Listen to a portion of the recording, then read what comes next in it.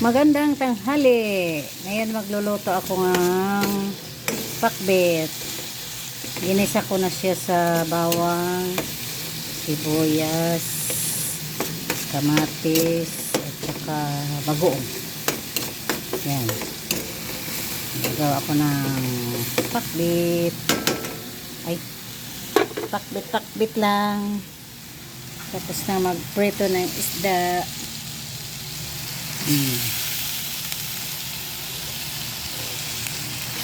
Pakbit lang kita. Yummy, yummy. Yummy, yummy. Pakbit.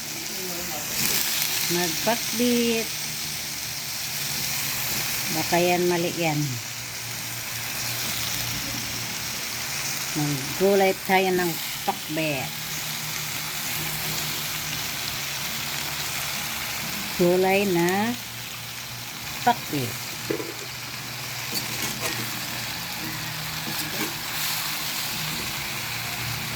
Hello, hello. Mga friends, magluluto tayo ngayon ng pakbet. Yan.